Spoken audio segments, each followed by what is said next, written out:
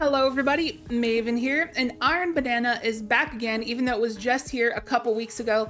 And I feel like the reason for that is because the Guardian Games event is actually going to be coming pretty soon, and they probably don't want Salad Man conflicting with Space Grandma at the tower, so they just put Iron Banner early. That's my theory. And since Iron Banner is back again, I figured I'd make a PvP video, and this is going to go out to you Hunter mains out there who happen to suck at Crucible and want to up your KD, because it shows everybody's KD at the start of Iron Banner games. So if you're tired of having the lowest KD on the entire squad and you want to up it, I'm going to show you a real effortless and easy way to do so, and that is going to be with the exotic boots, the Gemini Jesters. So with the Gemini Jesters, when you dodge within a 15-meter radius of enemies, it's going to take away their radar. But the most important thing about this is not only that it goes through walls, but it also pings them for 1 damage. So what you want to do in Iron Banner games is follow your teammates, don't lone wolf anything. So follow them, and once you get to a wall where there's enemies on the other side, maybe 15 meters away, go ahead and dodge. That's going to ping all of them for 1 damage. And so that means when your teammates go in and kill them, it's going to count as assists for you. And assists count towards your KD. So I'm going to show you an example game here on how to really play with these things, and also show you some cheeky and cheesy loadouts you can use to effortlessly up your KD. So let's get to it. Hope you enjoy. All right, here we go with game number 1 of 3. I wanted to put 3 games in this video with different loadouts and try to explain the loadouts and also my thought process going through these games, and also how to really play safe and play with this build and whatnot. So this first loadout, we got Dead Man's Tale and Drain. So the whole point of this video is directed towards newer players, and I decided to think about what weapons would newer players have already and have access to and have an easy time using. So DMT is just literally point and click. If you're at range, you're going to win every time with a DMT. And then I went with the Drang because I felt like a newer player would have trouble with something like an SMG and not hit their shots. But Drang, it is so free. At the start of the game here, I go right up to B and I dodge and get out. And right there, I get a Gemini Jester assist. There we go, right on the KD. Because I know that it's a very popular place for people to push to. So since I know that the opponents are going to push there to B, and I can dodge and get out, and my teammates are going to push in there for me and get the assists, or get the kills for me and I'll get the assists. So right here, I could push that guy in dark, but I decided to just regroup with my teammates because that's a smarter play. And here I see that there are some enemies on the other side of this wall at Toilet. I go back over here, this guy with the Wither Horde. Since I took some damage, I'm going to back up because I know that's a losing gunfight. I dodge here against the wall because I see some red on the other side of the wall, so I can get some assists potentially. I back up here because there is somebody with the Vex Mythoclast. And now, you really do not want to ego too much if you're trying to play it safe and play your KD, because, you know, you have to have an escape plan. Wherever you challenge from in a gunfight, you have to make sure you have a way to get out. You never want to just walk out into an open area, because then you are surely dead if somebody has the high ground or the upper hand on you. So you always want to make sure you're next to a corner, next to a wall, so you have a way to get away if you are losing the gunfight. So that's what I do right there. I managed to get the heavy, and this is another thing that you don't want to do if you are, you know, playing your KD in a game mode like this. We're on Eruption, by the way, Eruption Iron Banner. So if you see your teammates around heavy, camping it, or maybe you can camp heavy yourself depending on who's in the area. And if you can get heavy, that's like a couple free kills right there at least. So I would recommend, if you're trying to play KD like this, to go with a 360 RPM or 450 RPM machine gun, because you can for sure get at least a couple kills with it. Right here, I'm surging, so this guy pushes me. He knows I'm there because of wall hacks. And I wombo him, managed to get the machine gun kill, but then I die right after. That's totally fine because I was going to die anyways from Eruption. And I go ahead and try to regroup with my teammates here. A sniper is going to ego challenge me here, and I go ahead and challenge him back because, you know, DMT flinches a lot, and I know I can win this, and I know how these blueberries are. They're probably going to re-challenge and ego again, and which they do. But after he goes behind a wall again, I decide to disengage because I don't want him to get a potential lucky snipe on me, and it's not worth the risk. So over here, some people out in the open, I wombo him, get the kill. And a lot of my teammates are backing me up here, so I feel like it's safe to ape. I dodge to get some Gemini Jester assist for any enemies that are in the area. It's safe to ape because my teammates, there was like 3 of my teammates around me, so either the opponents could be shooting at my teammates and not me, or my teammates could be helping me team shot. So it's safe to ape in that situation, but otherwise it's really not safe to ape if you are a newer player because it's not easy to do. So right there I try to wombo that tunnel because I see some red. Right here, I block the entryway with a smoke bomb so I can get the heavy, because I know there's a guy right there and he's probably not going to want to push in my smoke bomb. So I managed to get the heavy there and I can gun some people down. This guy tries to Tarzan me and I get out.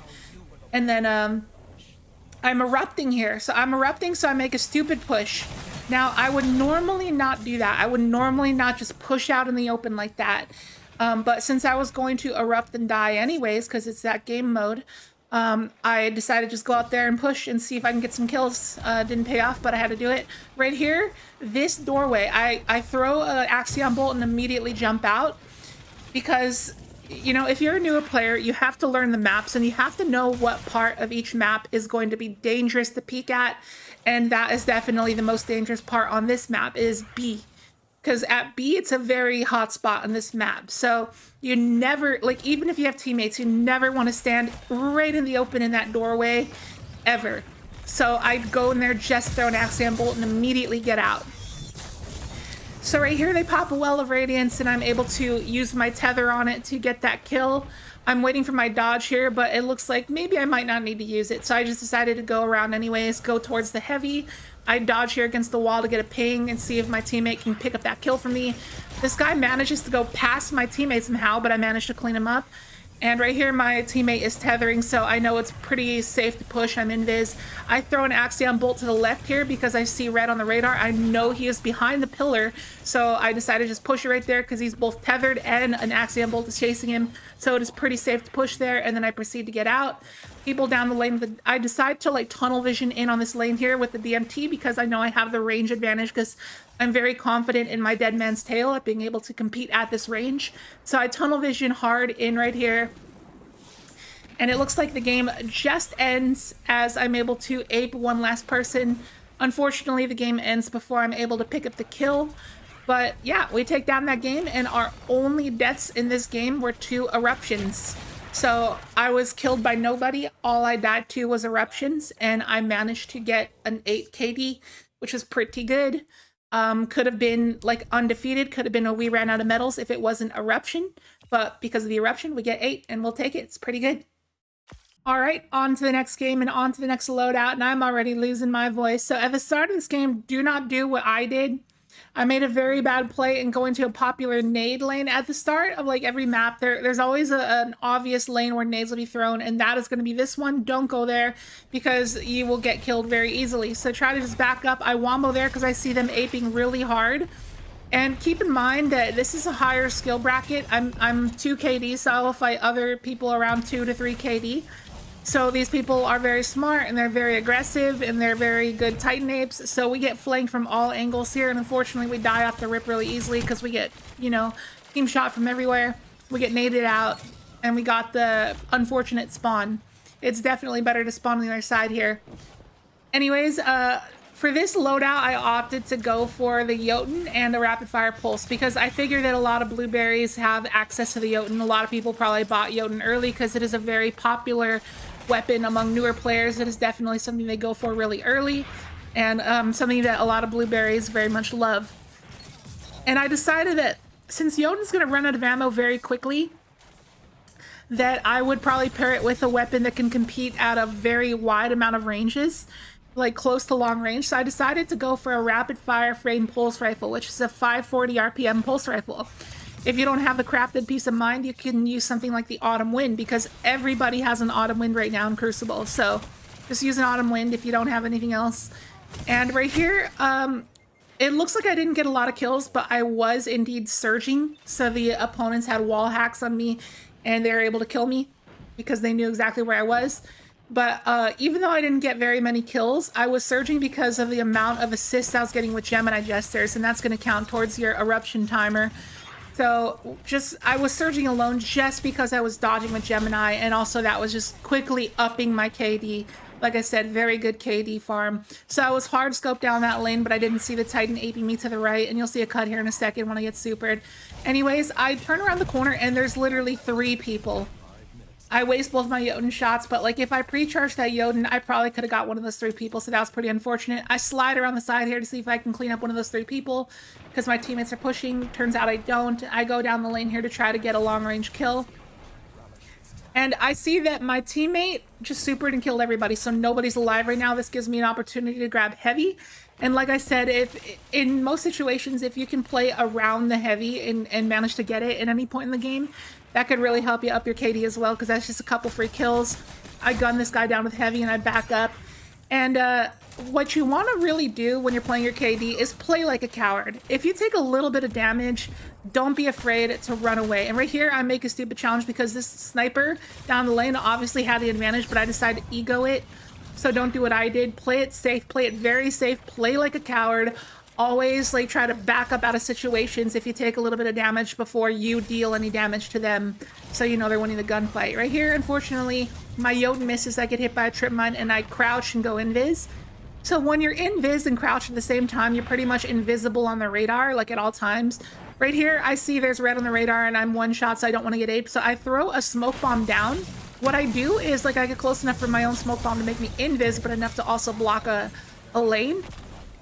And I try to block that lane because I don't want to get aped by that Titan while I'm trying to heal, because I wanted to heal up. So right there, the guy pops a super, I tether him, my teammate helps me clean it up, and then I die to a stray rocket because they finally managed to grab that heavy on the floor. And another thing about crouching is you always want to crouch when you're not moving. If you are just waiting for something, if you trying to heal up, if you are idle in any time in the game, you want to be crouched because it gives your opponent the least information possible. You can stay off the radar sometimes when you're crouched.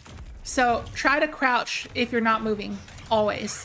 So right there, I saw a guy coming around the corner, so I saw it on the radar. I know he was right about to peek, so I shot a Jotun shot and I managed to clean him up. I dodge, and then this guy sees me about to gun him down, so he pops super on me, so I just run away. Don't even try to challenge. If you see somebody pop a roaming super and there's no teammates to back you up, just run away. You know what? Just run away anyway. So I see heavy's about to spawn here, so I'm going to try to camp around it. I managed to pick it up, and I can go try to gun down lanes again. I managed to get a couple people here, or one person here, but he supers me back. And I think this is the part where I get to challenge down this left lane again and manage to get a couple kills. And this is a good time to explain the situation coming up here in that A zone area. So I see that my teammates are here to back me up. I see on my radar that I have like 3 or 4 teammates here to back me up. So it's pretty safe to challenge down the lane here. And I managed to get a Jotun kill, which is pretty nice. And I can just gun them down. And I push with my teammates through A side.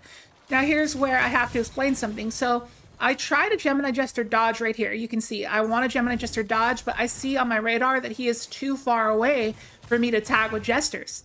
So instead I peek with the pulse rifle. And that is a good way to know when you can challenge with the primary, because if they are close enough to Gemini Jester, that means that they are close enough to shotgun ape you. So you want to be wary of that. But if they're far enough away to where you can't Gemini Jester them, that means that they're far enough away for you to be able to challenge with your primary. So that's how I know that, and I'm able to peek with my pulse rifle. Guns me down, I'm able to get away. Right here, it looks like we're getting flanked from a lot of angles, and I didn't expect that Titan to just shoulder charge into a corner randomly, so kind of a gym, and I get punished for it, and I get flanked from all angles from the enemy, and my teammates were not there to back me up, so that's just going to be a situation where I die. So you never want to lone wolf anything, like I said in the intro. Don't lone wolf anything, always try to stick with your teammates. Right here, I see some guy hiding behind a barricade. I shoot a couple shots at him, and I ape him, because I know he's one shot. I can just jump over, shoot him a couple times, and he dies. Right here, I tether these 2 groups of enemies because the game's about to end. Just waste my super. And I try to team shot with that guy. Right here, I Gemini Jester dodge because this guy in front of me, my teammate looks like he might get to this guy and kill him first.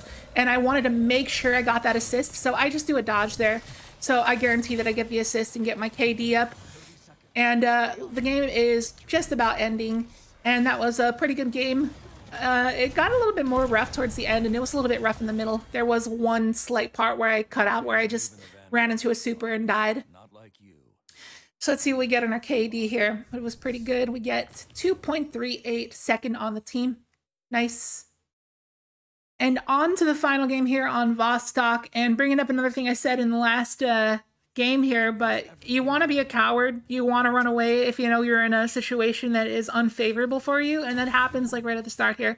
So in Vostok, I want to play around the cave because I know I can get a lot of Gemini Jester dodges. I just back up immediately and wombo the door because it's very popular for Titans to just run through here.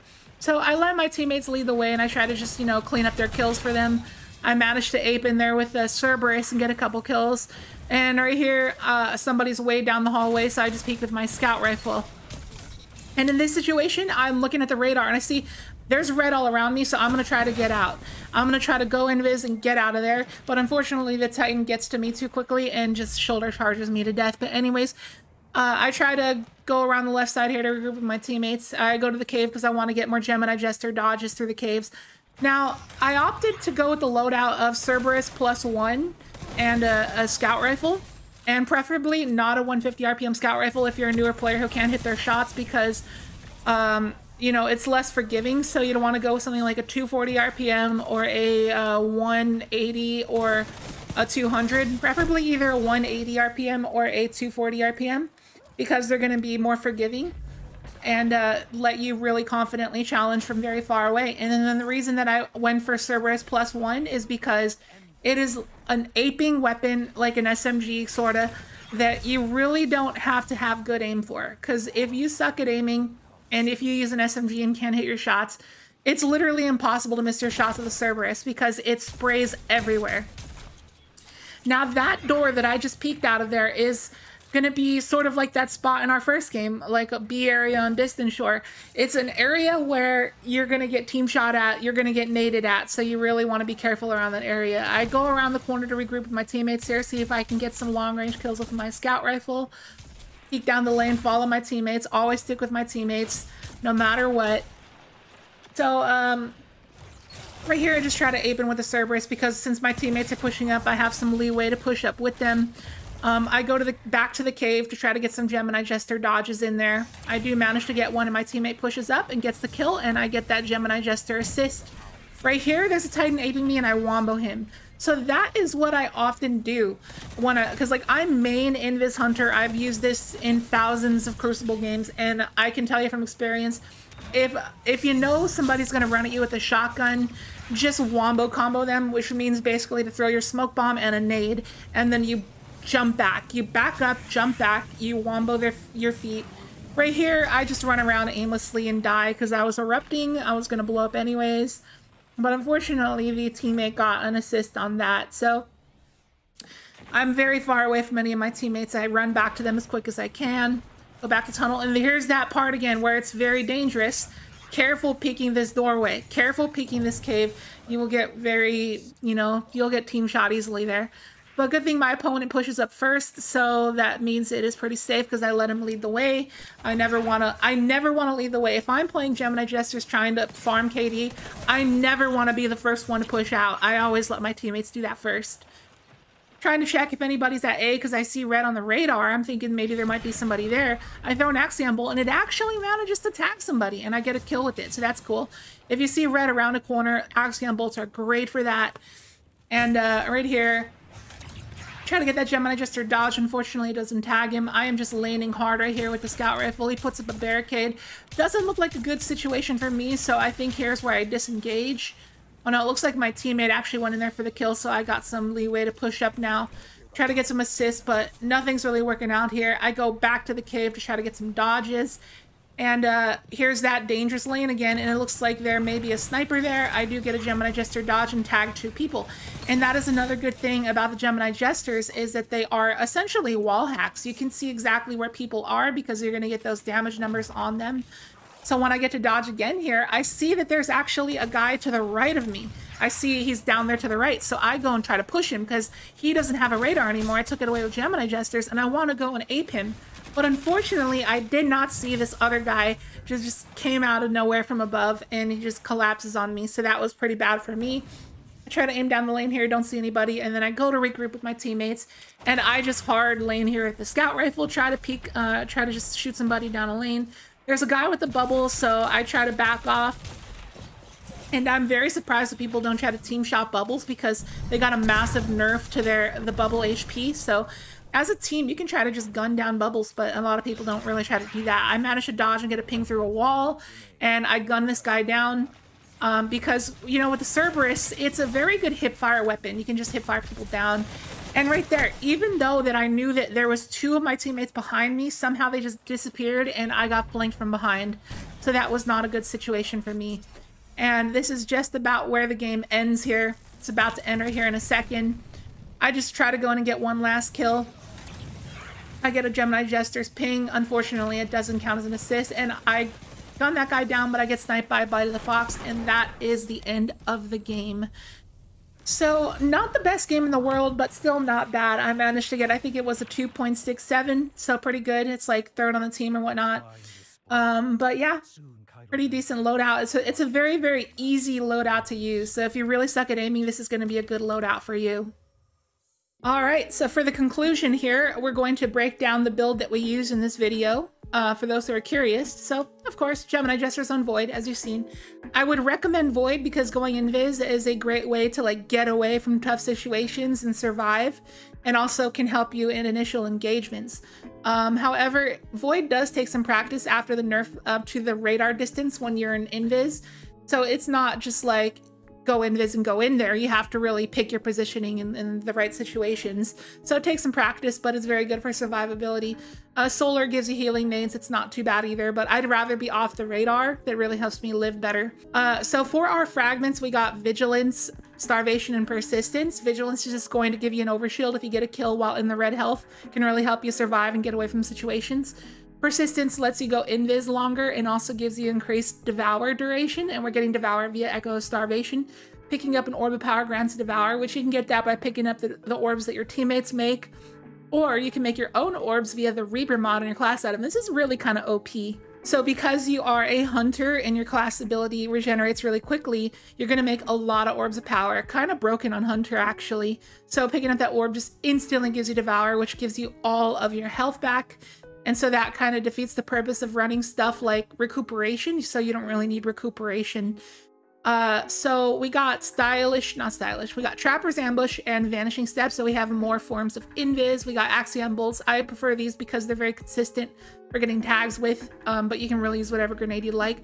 We got the good jump, the only good jump. We got Marksman's Dodge because it regenerates quicker. And then we got Shadow Shot, or we got Deadfall here, because I found that Mobius Quiver whiffs sometimes, and also Spectral Blades. It kind of is hit or miss in some situations.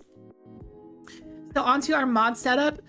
So the current setup I got is the DMT and the Drain. So my ranged option, I feel like whatever your ranged option is, you should go with double targeting and double unflinching for your ranged option. And whatever your close range thing is, you can go with like 1 of the targeting and unflinching for your aping option. I do have kinetic loader and solar loader on because the base handling of my DMT and Drang are already very high, but if the handling of your weapons really suck, then you're probably going to want to go with dexterity mods instead. I'd recommend that. Now we have 2 different kickstarts here. We got melee kickstart and utility kickstart because our strength and our discipline dictates how much we can go invis. So it's very important to get those abilities back very quickly.